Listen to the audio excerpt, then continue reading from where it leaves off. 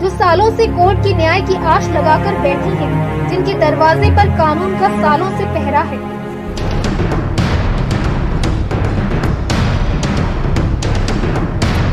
जी हाँ, ये सच्चाई दिल्ली हाई कोर्ट के सामने आ चुकी है कि सन 2017 में बाबा जी के ऊपर झूठे रेप केसेस लगे थे, जिनमें से एक केस क्लियर भी कर दिया है।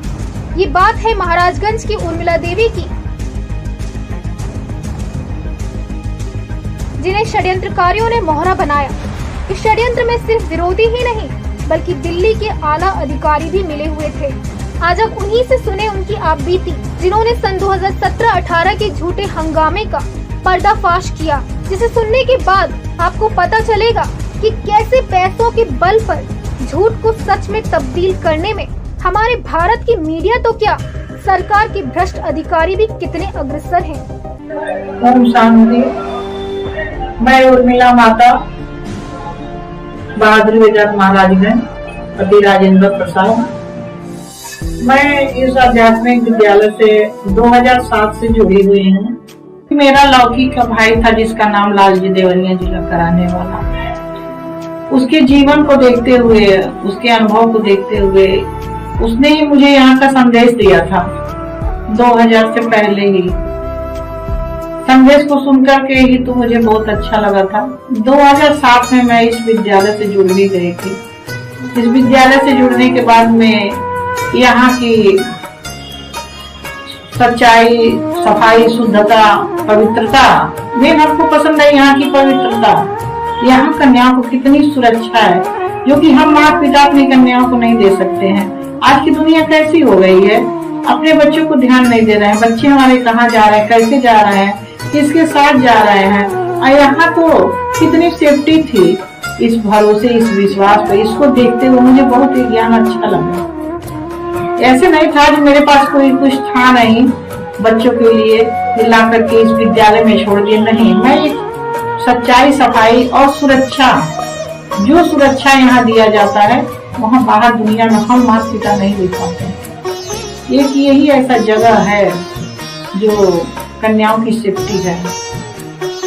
कन्याएं कहीं जाए तो उनके साथ माता जाए। कोई भी बात हो तो माताएं आगे हो करके काम कर लेती हैं। कन्याएं को सेफ्टी दिया जाता है, पर्दे के अंदर रहती हैं। ये सारी चीजें मुझे पसंद आई। इसकी वजह से इस विद्यालय से जुड़कर मैं अपनी 4 कन्याओं को इस विद्यालय में पढ़ने के लिए छोड़ दी। मेरे ही पति 2011 में इस विद्यालय के ऊपर मम्मा बाबा सहित 10 लोगों का झूठा अपहरण में नाम डालती हैं, जिसमें मेरे पिताजी और 4 भाई भी शामिल थे। उसमें कारण क्या था, मेरे पति पैसे के बल पे कुछ लोगों को लेकर के प्रताड़ित कर रहे थे ताकि ये आ जाएं। मुझे तो सच्चाई मिली थी, मैं तो युक्ति से काम की। मैं उस केस को लेकर के, झूठे अपहरण का केस जो पड़ा था, हाई कोर्ट इलाहाबाद चली गई, जहां पे मेरे पति ने पैसे के बल पे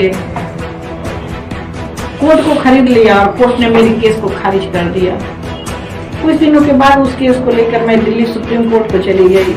सुप्रीम कोर्ट में मेरे चल रहे थे केस 2012 से लेकर 2015 में कोर्ट के सामने मैं और मेरी बेटियां दोनों जाकर के, तीनों जाकर के कोर्ट के सामने बोली, नहीं, हम लोगों का अपहरण नहीं हुआ है, हम लोग तो अपनी स्वेच्छा से आए हैं। तो उसने हमारी सुनवाई करते हुए केस को खारिज कर दी। 2015 में जब मैं दिल्ली से केस खत्म होने के बाद सुप्रीम कोर्ट का गोरखपुर गई, गोरखपुर में मेरा रहने का स्थान था बरगदवा। सीमा माताजी, जयप्रकाश भाई त्रिपाठी, ये लोग सहयोगी थे, मेरे कोर्ट में आना जाना करते थे। इन लोगों को लेकर मैं आनंद नगर महाराजगंज को केस देखती थी। 2015 में सीमा माताजी को कोई दिल्ली का भाई, जिसका नाम था शारदा प्रसाद, वो भाई भी इस विद्यालय से जुड़े थे। सीमा माताजी भी इस विद्यालय से जुड़ी थी। उस समय सीमा माता को उस भाई ने पता नहीं कौन सा ज्ञान कैसा सुना करके वो माताजी का बुद्धि मोड़ लिया था। फिर माताजी ने ज्ञान हमको सुनाया। मुझे तो ज्ञान नहीं पसंद आया, मगर मेरे पति राजेंद्र जी को उस माताजी ने मिला लिया। जी भाई, अभी ये केस हम खत्म करवा देते हैं और आपके नाम से सारा ट्रांसफर करवा देते हैं। केस खत्म होने के बाद में वहाँ मैं थोड़ा सा कमजोर पड़ गई क्योंकि मेरा बेटा छोटा था, जिसको मैं घर में भेज दी थी। लेकर तो आई थी, बेटा छोटा था। मगर पढ़ाई की वजह से फिर उसको भेजना पड़ा। उसकी वजह से जाने के बाद में मेरे पति फिर से वही दोहरा दिए, मेरे बेटियों को लेकर आओ, बेटियों को लेकर आओ। 2016 में देवरिया कराने वाला लालजी भाई ने काफी प्रेशर बनाया कि नहीं आप चाहें जैसे जाकर लाइए। वो भी मेरे पति से मिल गया। कहते हैं ना एक एक मिलकर 11 हो जाते हैं। बांदा का रहने वाला ब्रजेश भाई, माया माता, बहुत मेरे से झूठ बुलवाना चाहा माया माता को लेकर के, मगर मैं माया माता ब्रजेश भाई को इनकार कर दी। ब्रजेश भाई का कहना था कि माता जी के जैसे आप 2011 से 2015 5 साल अंदर रही हैं, आप बोलिए ना माया माता जी के साथ भी दुष्कर्म बाबा जी कर रहे थे और हम देखे थे। मैंने इनकार कर दी, नहीं भाई मैं ऐसे नहीं बोल सकती, ऐसे कैसे बोल सकती। मैं उस ब्रजेश भाई को डांटा फटकारा और इनकार कर दी बोलने के लिए। 2015 से ही इस विद्यालय से जुड़े एक पंकज भाई नाम का भाई था, जो गांव का करोली का सोनीपत का रहने वाला था। उस भाई ने अपने तरीके से ज्ञान सुनाने लगा, अपने को भगवान साबित करने लगा और इस विद्यालय के जिज्ञासुओं को उल्टा पलटा ज्ञान सुना के तोड़ने लगा।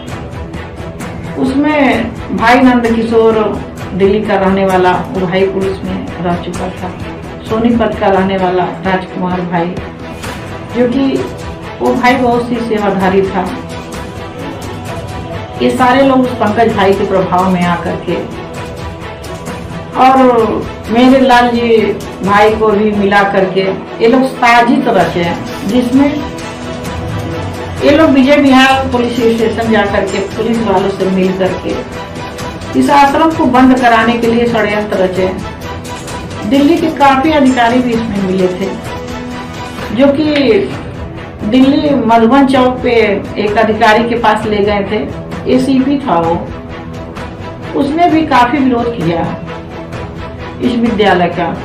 पुलिस वालों को इसी की इंतजार थी, ये कोई अंदर से रहने वाली काफी दिन की मिले तो उनको लेकर के हम लोग चढ़ाई करें, क्योंकि उसके पहले दिल्ली के काफी अधिकारियों ने किसी बहन का माता पिता मिलने आए थे और वो लोग जब अंदर मिलने के लिए आए तो उस बहन ने ऐसे ज्ञान सुनाया जो कि इन अधिकारियों को थप्पड़ जैसा लगा। यारे यहाँ की रहने वाली कन्याएं माताएं तो जैसे आसमान से बात करती हैं, है क्या यहाँ पे।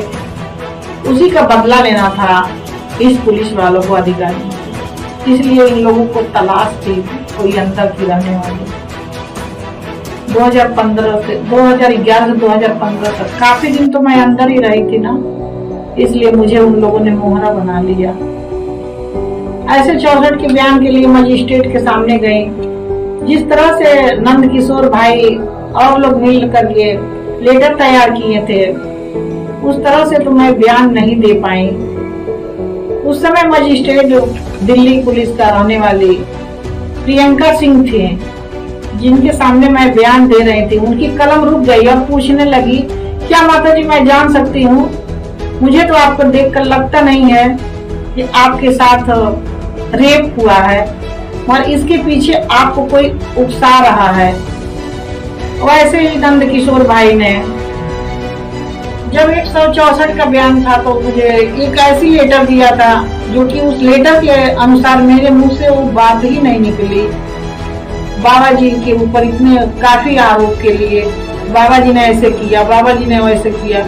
जब 64 के बयान में मेरे द्वारा इन लोगों की कामयाबी हासिल नहीं हुई, जिससे विपनेश मैडम,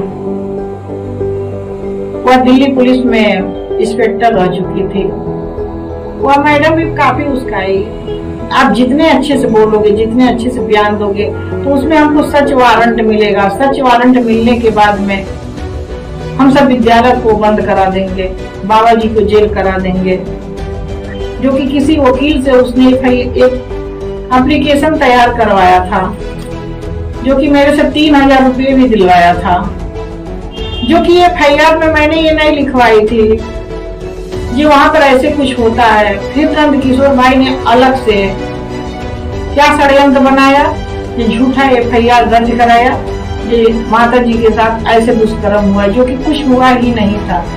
जिस तरह से बोलने के लिए वो भाई बोलता था, मैं नहीं बोल पाती थी। मेरे ही सामने बहुत गंदी गंदी बातें सुनाता था। यहाँ तक कि मुझे कई बार डांटा फटकारा, तू बहुत ही हरामजादी है, तुझको पता नहीं है। मगर मैं चुप रहती थी, इसलिए ये लोग मेरे चुप रहने का फायदा उठाते हुए तो आज मैं इन लोग का जो चेहरा मोहरा है प्रत्यक्ष करना चाह रही हूँ, ताकि सब लोग के सामने इन लोगों का चेहरा आ जाए, सब लोग समझे और जाने सुने इस षड्यंत्र के पीछे कितने कितने षड्यंत्रकारियों ने था। 2018 में हाई कोर्ट में जब सब लोगों ने केस डाला था, उस समय मेरे पास सीमा एनजीओ नंद किशोर ने बार बार फोन करके बुलाया था। उस समय मैं, मेरे पति और भाई लाल जी, सीमा गोरखपुर की रहने वाली जयप्रकाश त्रिपाठी, सब लोग कोर्ट में गए थे। कोर्ट के सामने जब बयान हुआ तो सब लोगों ने मेरे से झूठ बोलने को कहा, आप ऐसे ऐसे झूठे आरोप लगाइए, ऐसे होता है, वैसे होता है, ये होता है, वो होता है। 2017 में ही सीमा शर्मा मेरे घर फोन कर करके, उर्मिला जी आपकी 4 बेटियां हैं ना इस विद्यालय के अंदर, आप आ जाओ यहाँ दिल्ली में, और हम जो अभी यहाँ की एनजीओ हैं हम काम कर रहे हैं, आपकी बेटियों को हम निकाल देंगे। ऐसी कितनी बार ने सीमा शर्मा ने फोन की। 2018 में जब दिल्ली में हम आए तो ये सारे मिल करके हंगामा किए और हंगामा करके विद्यालय पे चढ़ाई किए। कुछ बाद में सीमा एनजीओ ने मेरे से पूछी कि क्या उर्मिला दीदी आप मुझे बता सकती हैं क्या सच्चाई है। मैं सीमा शर्मा एनजीओ से बताएं जब दीदी देखो कुछ है तो नहीं, ऐसे झूठ में नंद किशोर भाई और ये सारे भाइयों ने मिलकर षड्यंत्र बनाया है। अब मोहरा बना करके मेरे द्वारा इन लोगों ने झूठा अपहरण के झूठा FIR दर्ज कराया, जिसमें न तो मुझे पढ़ने दिया और न तो मुझे बताया। सिर्फ ये लोग हर पेज पे मेरी साइन लिए, अपनी मनमत पेश करके नंद किशोर भाई का षड्यंत्र था।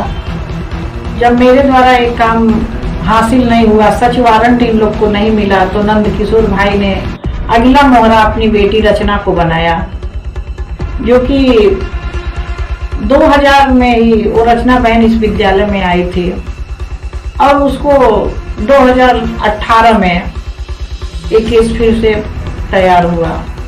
ये अभी विटनेस मैडम ने खुद मेरे से कही कि देखो 2000 का एक केस लेकर के आज 2018 में इसको दर्शाया जा रहा है, क्या इससे साबित कुछ होगा।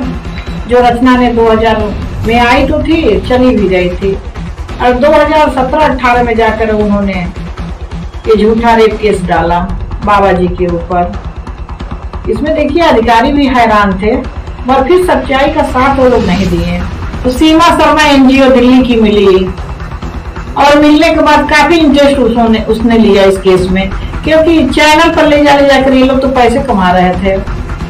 फिर नंद किशोर भाई की बेटी रचना अचानक एक दिन हम लोग को रोकी और बताई ये मीडिया वालों से पैसे कमाते हैं लोग, आप लोग मत जाओ, आप लोग मेरे साथ चलो। हकीकत में यही धंधा था इन लोगों का, क्योंकि नंद किशोर भाई का कहना था कि इस केस में हम लोगों को करोड़ों रुपए मिलेंगे। लाल जी भाई ने मेरे ऊपर बहुत दबाव बनाया। विश्राम चौक के बगल में ही पार्क में बैठ करके मैं बहुत दुखी हुई। मेरे पास कहाँ से पैसे आएंगे, मेरे पास कुछ पैसे थे, सामान थे जिसमें लाल जी भाई की नजर थी। आप वो सामान और पैसे सारा दे करके दीजिए, क्योंकि जब बुद्धि खराब होती है तो लोगों की इंसानियत भूल जाती है, जिस कारण लाल जी भाई नंद किशोर भाई वकील से मिले थे। इन लोग के अंदर लोग लालच आ गया था, इसमें हम लोग की भी कुछ कमाई हो जाए। कृष्णा पाहुजा भी मेरे से 50,000 मांग रहे थे। नंद किशोर भाई ने विश्राम चौक पर एक वकील से मिलने के लिए बोला था इस केस के लिए। उस वकील ने भी 5 लाख रुपए मेरे से मांग रहे थे। ये सारे झूठों का साथ देख करके मैं छोड़ दी। छोड़ने के बाद में मैं अपना केस को सच्चाई साबित करते हुए फिर से मैं इस विद्यालय से जुड़ गई। सारी दुनिया झूठी है, एक ही सच्चा है। जब मैं कोर्ट के सामने गई और कोर्ट में तो पहले शपथ लिवाया जाता है ना, जो बोलेंगे सत्य के सिवा झूठ नहीं बोलेंगे। उस समय मेरी आंखें खुल गई, अरे ये तो सच्चाई है, मेरे साथ तो कुछ हुआ ही नहीं है। अपने किए हुए कर्मों का पश्चाताप हुआ, इतना बड़ा मेरे द्वारा इन लोगों ने लालछन लगवाया, इसलिए मैं अपनी केस वापस ले ली, कोर्ट के सामने सच्चाई को रख दी। मगर मेरी केस जो भी मैं बोली कोर्ट में सीबीआई को ले ली। सीबीआई ने जब मेरी केस की इंक्वायरी की तो सीबीआई ने भी वो भी अपनी सच्चाई को न दिखाकर वो भी मेरे ऊपर जोर दबाव बनाए, धमकियां दिए। ये आगे यदि चाहेंगे आप केस को वापस लेना तो आपको जेल जाना होगा। ये केस अभी वापस नहीं आप ले सकती हैं, इस केस को वापस नहीं आप ले सकती हैं क्योंकि सीबीआई के हाथ में केस आ गई है। इस केस के लिए हमको संजय ढल और संजय ढल के साथ रहने वाले सहयोगियों ने डराया था, आप आगे से केस नहीं वापस ले सकते हैं, नहीं तो उनका केस आपके ऊपर हो जाएगा। जब कोर्ट में मेरी केसी हुई तो पहले से ही सीबीआई के आदमियों ने, जिसका नाम पंकज था, जो कि कोर्ट के नियम के आधार से कोर्ट में ही मिलना होता है, मगर जैसे ही मैं दिल्ली आई वैसे ही सीबीआई के आदमियों ने मेरे पास पहुंच करके मुझे 4 घंटा में बहुत उलझाया था। आपको ऐसे बोलना है, आपको ऐसा, अरे केस तो मेरी है ना, मैं क्यों नहीं बोलूंगी। दूसरे दिन 8 बजे ही मुझे कोर्ट में बहुत बुला लिया, अलग से बैठा कर मुझे बहुत परेशान किए, आपको केस में ऐसा बोलना है वैसा बोलना है। चलो ठीक है। जब मुझे कोर्ट के सामने जाना पड़ा, कई लोगों ने कोर्ट के सामने जाकर बात रखी जाएगी, तबीयत ठीक नहीं है, बयान नहीं देगी, और मुझे तो बयान देना था। मैं तो कोर्ट के सामने कह दीजिए नहीं, मुझे बयान देना है, मेरी तबीयत ठीक है। पहली बयान के बाद मुझे सीमा शर्मा एनजीओ ने, दिल्ली की रहने वाली थी, बहुत डराया धमकाया। जब हम लोगों का, सारे अधिकारियों का मिलकर इसमें लाखों रुपए खर्च हुए हैं, आप तो इस केस में पानी फेर दिया, मगर ये समझ जाओ पिछली बयान पे जब तुम आओगी तो पिछला ही बयान देना होगा, मेरे साथ ऐसा ऐसा हुआ है। यदि ऐसा बयान नहीं दोगी तो तुम्हारी दिल्ली में हत्या कर दी जाएगी।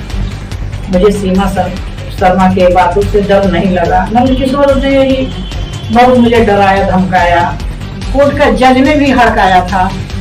आपकी इस केस में पता है 11 साल की जेल है। मेरे पति ने भी बहुत उलझाए, जो कि मुझे आने जाने का खर्चा नहीं देते थे, न केस के लिए मुझे आने देते थे, लड़ाई झगड़ा घर में, जो कि मेरे बेटे को मेरे साथ नहीं भेजते थे। मरे एक भगवान के भरोसे में उस केस को आगे बढ़ी हिम्मत करके मैं दिल्ली पुलिस को, दिल्ली कोर्ट को, महाराजगंज पुलिस को, महाराजगंज कोर्ट को मैंने लेटर भेजी, जिसपे मेरी सुनवाई हुई। सुनवाई के साथ मुझे वहाँ से सुरक्षा मिला, जिस सुरक्षा के आधार से मैं कोर्ट तक आना जाना करके अपने केस को खत्म कर दी। मैं कोर्ट में जब निर्दोष साबित कर दी, मेरे साथ कुछ नहीं हुआ, तब कोर्ट को इस पे क्या करना चाहिए, इस केस को खत्म कर देना चाहिए। मगर फिर भी बाबा जी को इस केस की वजह से गुप्त रहना पड़ रहा है। देखिए ना कैसे एक दुनिया है, भगवान को आए हुए और भगवान के को अपने ही भक्तों से छुपना पड़ रहा है। सच्चाई इसी में है। जो लोगों ने गलतियां किया अभी तक अब कर रहे हैं, अब से भी सुधार कर लें। इसी में कल्याण है, इसी में भलाई होने वाली नहीं है। कहते हैं ना, सच्चाई सर पे चढ़ के बोलेगी तो बोलेगी, दूध का दूध पानी का पानी होना ही है, होगा ही, उसके में समय लगेगा। बड़ा ऐसा है। और यहाँ पे सच्चाई की जगह उस माताओं कन्याओं को इतना परेशान किया जा रहा है। ये कोर्ट का चक्कर काटे हैं ना, सत्यमेव जयते लिखा तो है, मगर सत्य का न्याय नहीं हो रहा है। न्यायपालिका की हालत ही कुछ ऐसी है, डेट पे डेट पड़ती रहती है। हाँ जी, लोग आते रहते हैं, हताश होकर घर जाते रहते हैं। लेकिन फिर भी आज भी हिंदुस्तान में जब कहीं दो लोगों के बीच में झगड़ा होता है ना, कोई विवाद होता है, तो एक दूसरे से क्या कहते हुए पाए जाते हैं? I will see you in court. क्यों करते हैं भाई लोग ऐसा? हाँ जी, क्योंकि आज भी लोग भरोसा करते हैं, न्यायपालिका पे। उनको भरोसा होता है कि अगर सरकार उनकी बात नहीं सुनेगी, प्रशासन उनकी बात नहीं सुनेगा, पुलिस उनकी बात नहीं सुनेगी, तो कोर्ट सुनेगी, उनकी बात सुनेगी और न्याय देगी। भाई साहब, इस कुर्सी पे बैठा मेरे जैसा हर आदमी, उसका यह कर्तव्य बनता है कि वो इस भरोसे को ना टूटने दे। उर्मिला देवी ने कोर्ट में सच और झूठ की लड़ाई लड़ी। बाकी सन 2017-18 में जिन्होंने भी मीडिया में शोर मचाया था, उनमें से कोई भी कोर्ट के सामने आकर केस नहीं लड़ रहा है, क्योंकि जिनको न्याय चाहिए होता है वो कोर्ट का दरवाजा खटखटाते हैं, और जिनको झूठ बोलना होता है वो मीडिया में शोर मचाते हैं। ये वो लोग हैं जो सिर्फ मीडिया में शोर मचाते हैं। 5 साल पहले मचाया था, अभी फिर से मीडिया के सामने शोर मचाने आएंगे, लेकिन कोर्ट में नहीं आएंगे, क्योंकि वो जानते हैं कि सत्य को परेशान किया जा सकता है, लेकिन पराजित नहीं। जैसे उर्मिला देवी के केस में सच्चाई सामने आई, वैसे ही उनकी भी कोर्ट में सच्चाई सामने आ ही जाएगी और झूठ पकड़ में आ जाएगा, क्योंकि कोर्ट एविडेंस के आधार पर चलता है, मीडिया की तरह झूठी बातों पर नहीं। हिंदुस्तान की मीडिया के लिए तो सारा विश्व ही कहता है कि हिंदुस्तान ही एक ऐसा देश है जहां कानून से पहले मीडिया फैसला सुना देती है और आरोपी भी घोषित कर देती है, और कई मूर्ख लोग उसे सही भी मान लेते हैं, क्योंकि वो ये नहीं जानते कि सच को झूठ और झूठ को सच बनाने का लाइसेंस जिसके पास हो उसे भारत की मीडिया कहते हैं। उर्मिला देवी के झूठे केस से संबंधित न्यूज को कोर्ट में केस का फैसला होने से पहले ही हिंदुस्तान की बिकाऊ मीडिया ने मिर्च मसाला लगाकर जनता को भ्रमित किया और दुनिया में AIVV के खिलाफ विष घोल दिया। आज बिकाऊ मीडिया हिंदू संस्कृति के रक्षकों को बदनाम कर रही है, इसलिए किसी ने ठीक ही कहा है, घटता भारत बढ़ता इंडिया, जहर फैलाता बिकाऊ मीडिया। भारत जैसे धार्मिक देश में मीडिया का इस प्रकार का कृत्य कदापि उचित नहीं है।